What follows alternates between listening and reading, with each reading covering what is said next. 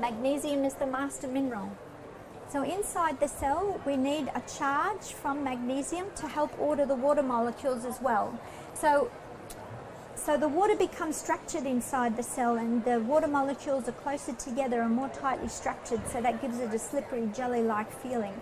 And that helps the transport system.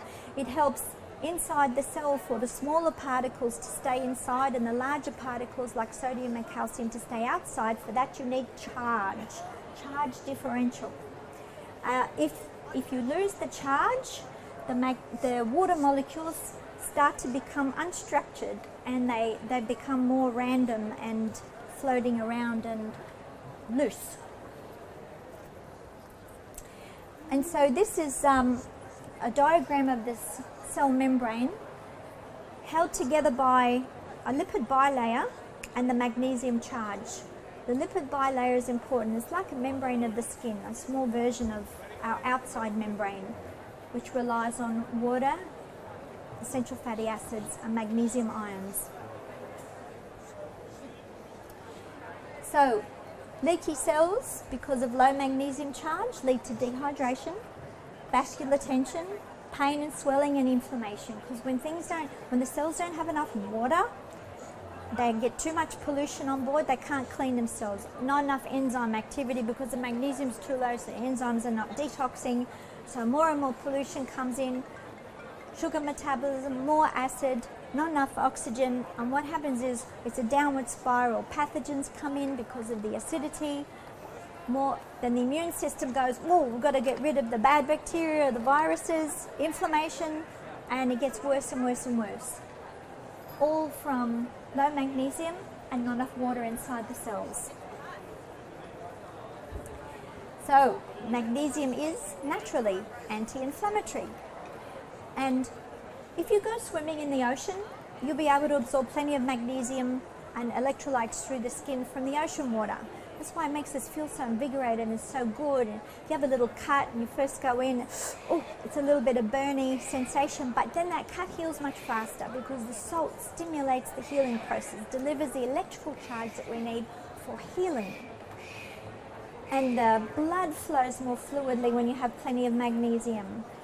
It delivers a negative charge, so the blood cells can bounce off one another and flow, rather than the opposite, which is a positive charge, which is where they attract one another and clump together and get sticky, which is what you see on the far right there. That's called rouleau, where they're all stuck together. If it gets worse, that will end up with a thrombotic event or a clot of some kind where everything gets stuck together. That's an inflammation inside the blood. So we need magnesium for cellular balance, for pH. pH means potential hydrogen. So basically, we're an electrical system, we need the electrons to flow. To get the electrons to flow in the right amount for our biological system, we need to be slightly over alkaline. Too much charge is no good, and not enough charge is no good. We have to be just right in a narrow window. So the window for the blood, for instance, 7.35 to 7.45 pH. pH is directly related to voltage, electrical voltage in the cell, like a battery. So if your voltage in the battery drops, the energy drops. In the cell, it's the same. If the voltage drops, the energy drops, you can't heal very well. You need a lot of energy for healing and all sorts of metabolic processes. And it relies on your pH acid-alkaline balance. So 7 is neutral. 7 is exactly in the middle of the pH scale. 14 is very, very alkaline extreme, and 0 is completely acid.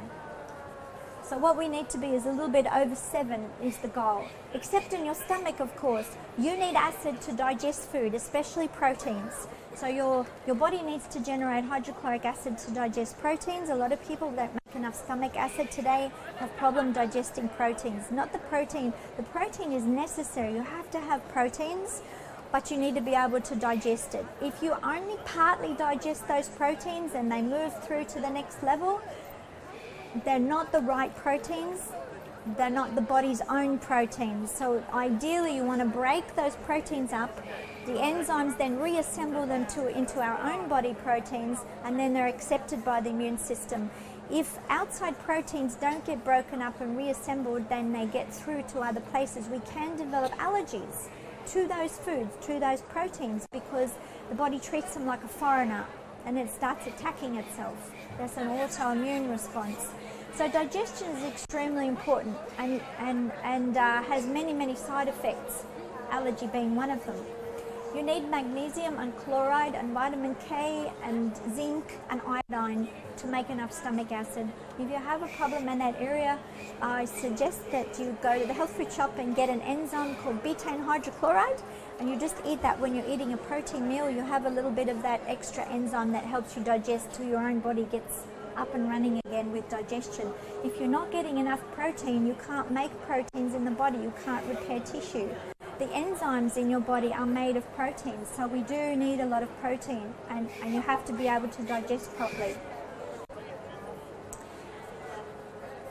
So when you have low voltage and you don't have enough enzyme activity to detox, you get sewage accumulation, the lymph gets stuck, you're not moving, you get tired, lethargic, everything starts to stop. It's like a pool of water and it's not moving, and it gets more and more pollution and less oxygen, and bad bacteria and fungus and viruses grow in there.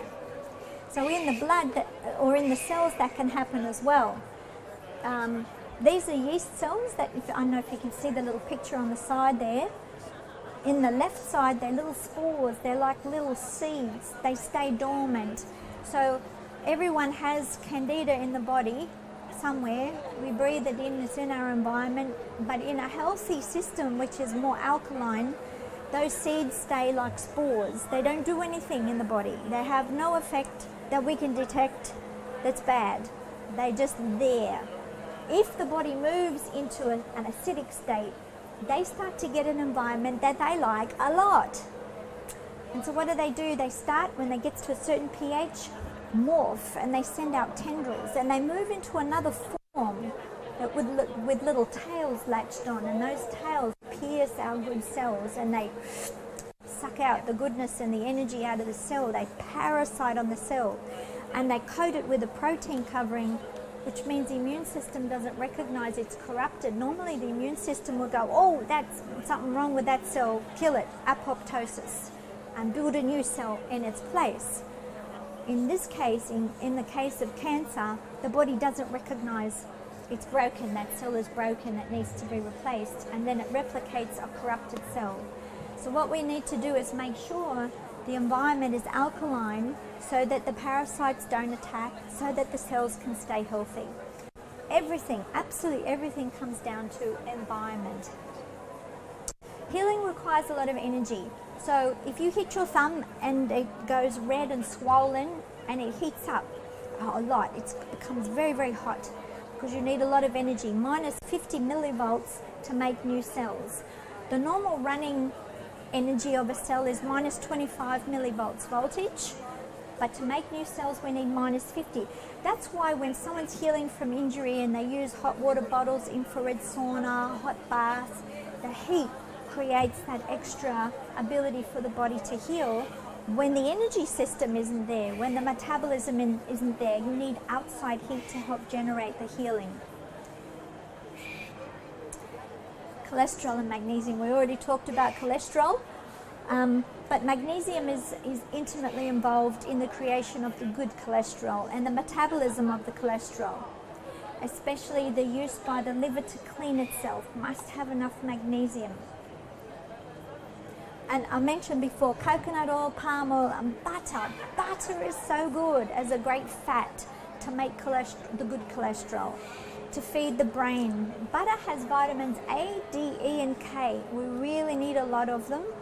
And pasteurization doesn't destroy it in the butter, so you still get those good vitamins in the butter. Raw butter, no additives, beautiful. Put it on your vegetables, melt it everywhere. It's very good for you. See, mother's milk over 50% cholesterol. Why would mother be giving that to the baby if cholesterol was bad for you? So babies grow and thrive when they have lots of fat in the milk.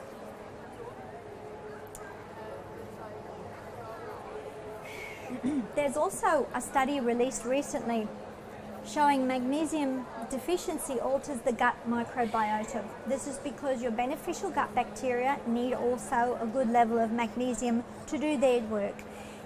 Magnesium is like a PowerPoint. So you've got your computer and you've got your software and your hardware, but unless you plug it into the wall for the electricity, nothing's going to work.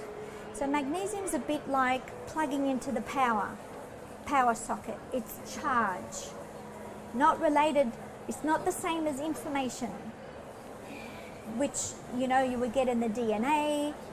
The foods and the plant matter that you eat have information in them for the body, for good health.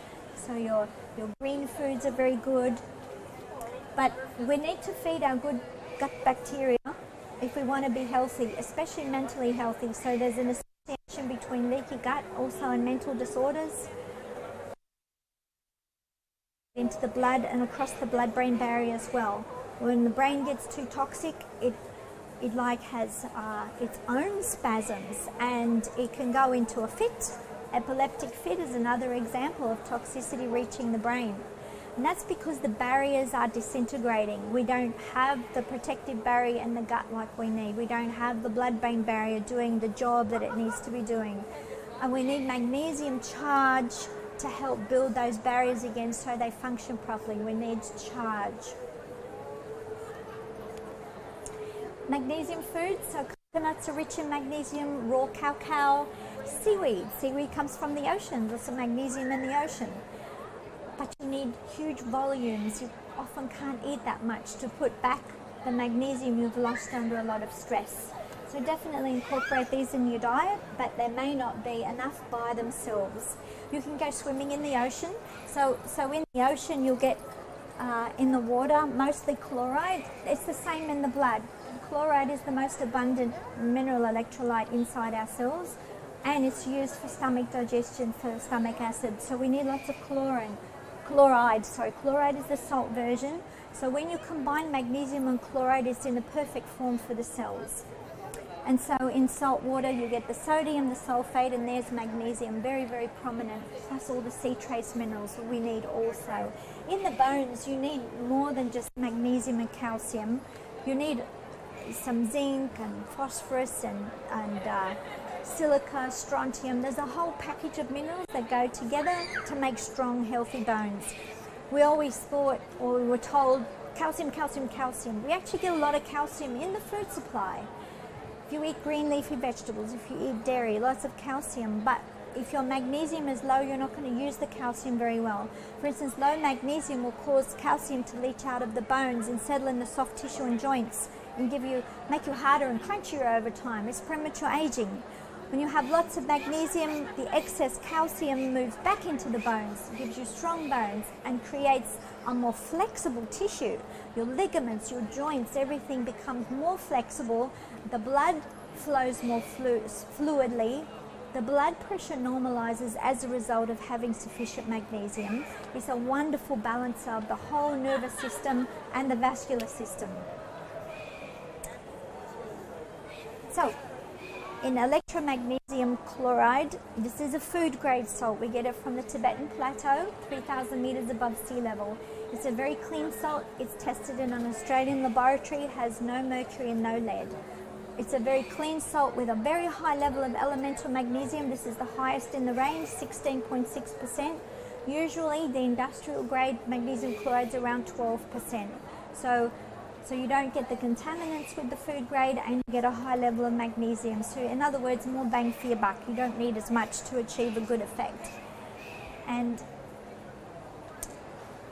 when you combine magnesium chloride and you put a little bit in your filtered water, now make sure you drink a clean water. They put fluoride in the water, so you need to make sure if you drink tap water that you have either a reverse osmosis filter or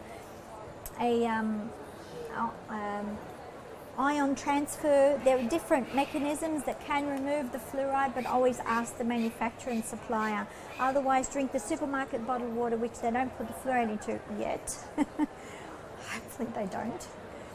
Or you can drink rainwater or distilled water, but don't drink the distilled water or demineralized water unless you put the minerals in, because without the minerals, the water is about 6% pH. It's acidic. So even though it's clean of chemicals, we need to put the minerals back in. When you put the minerals back in, it increases the charge to 7 and just a little bit over 7, which is ideal for the cells. You can lift it to actually 8 if you add a little bit of extra bicarb soda, if you need an extra alkaline water. But 7 to 8 is fine. If you get a nice water in that range, it's very hydrating. What that alkaline water does is the cells detect the charge of the water and they suck up more water and they plump up and they eliminate wastes better. The system flows, the garbage is being removed, the good nutrients are going in because we have plenty of hydration. So there's been a lot of studies done by water scientists like Gerald Pollack, and they say that we're 99% water. So you hear them saying 75%, 86%, 70%. They're only measuring the rivers of blood or what's in the bladder or the liquids in the body, but they weren't measuring all the moisture in the bones, in the tissue cells. If you count everything, we're 99% water, like we're a bladder, a swimming pool walking around on legs. A little bit like a jellyfish. Not quite, but getting there. So you want to make sure that you put good water in, because if you put pollution in, you're going to get your sewage pipes clogged. That leads to acidity, and that leads to inflammation and pain and bad health, downward from there. And without electrolyte, a clean electrolyte system in the cells, you can't conduct electricity. Your electron flow is going to be intermittent and blocked and low. So your energy is low when you don't have enough magnesium and too much pollution. Optimal health is a short summary. Eat fresh, organic, free range wherever possible. No additives, no hormones, no pesticides, whatever they use, artificial. Look after your bowel, your guts. Very, very, very important to have fermented foods.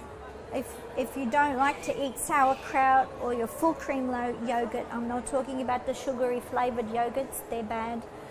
You have to have a naturally fermented, and don't shy away from the fat yogurt. The creamy part of that yogurt is so good for you. And kids love it as well. You can add a few forest berries in there if you want to improve the flavor. Watch the water, make sure you get a clean water, add the minerals back in, avoid the chemicals, avoid the sugar. Sugar is a poison. Carbohydrates like grain foods behave like sugar as well, because the body finds it very difficult to digest and absorb grain foods. That's why when people eat too much pasta, bread, if you can avoid those things, you will be much more likely to keep your body trim, taut and terrific without putting that fat around the middle. Increase magnesium to help your metabolism. Lift your metabolism to move from sugar to fat burning. You need oxygen and magnesium, the good fats, and lots of water consumption. So to digest proteins and fats, you need a lot of water. A lot of water for digestion, a lot of water for eliminating wastes and metabolism. When I say a lot of water, the average recommended is about 3 liters in a 24-hour period for an average adult. But if you sweat a lot, if you're working outside and you perspire a lot, if you're on diuretics, then you may need a lot more than 3 liters. If you're from a cold climate and you don't do much activity, 2 liters may be enough. So we say average 3, but you can experiment of good clean water. Oral versus transdermal. If you take oral tablets and powders, you have to digest in the stomach, pull it apart, reassemble it with chloride, get it through the gut wall. That's an obstacle. Researchers have found the average uptake through the gut wall is only about 20%, at best 40% with the best quality magnesium tablets and powders. Most ends up in the toilet. Through the skin, no digestion is involved. So it's much easier to get large amounts of magnesium transdermally through the skin. Soaking, bathing, rubbing it on, spraying it on, absorbing it through the skin. So all we're doing is conforming to the rules of nature. The skin is like the soil, holding nutrients and minerals. The tree roots go into the soil, pull the minerals up, but the tree never overdoses itself. It's the same with the skin. The nutrients get taken into the epidermal layer like a reservoir. It's a dinner plate, it's a smorgasbord. The little capillaries underneath draw the magnesium in as is required over time, and the body doesn't overdose itself. So you can easily use as much as you like, and the body will adjust itself, it will regulate itself. This is how it works in the skin. You see, that's a microscopic view of the outside layer of the skin, how it's got these little pockets. Well, when the skin is dry, it doesn't have enough oil and it's very dry and dehydrated, the little cells lay flat like scales.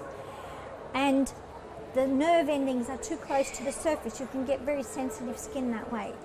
When your collagen is working well and you've got lots of good oil and moisture in there, those pockets inflate and they get rid of the fine lines and wrinkles. And they need the magnesium charge and the water and a good oil to do that. That's a perfect meal for the skin. It goes into the skin layer, it sits there, and the little capillaries underneath draw it in as is needed. So you can use electromagnesium cream in that way. It's very good for skin disorders, eczema, dermatitis, psoriasis, any dry, itchy skin conditions, even acne. After sun, if you get too much sun, you put it on thick. You could, if you get it early enough, you can avoid the peeling. It's a beautiful recovery cream. We have lots of people saying that's softened their surgery scars. It's really a lovely nutritional protective cream for the skin, for good skin health. No chemicals, no heavy metals, no parabens, no petrochemicals. So they're all natural plant-based butters and oils with natural magnesium chloride salts. So thank you very much for listening to my presentation. If you have any questions, please don't hesitate to come over, try the products, ask away. We have lots of videos also on our website, information on the FAQ page. So get educated and try and put together a nice, wholesome, nutritional lifestyle for yourselves. Live well and healthy. Good luck. Thank you.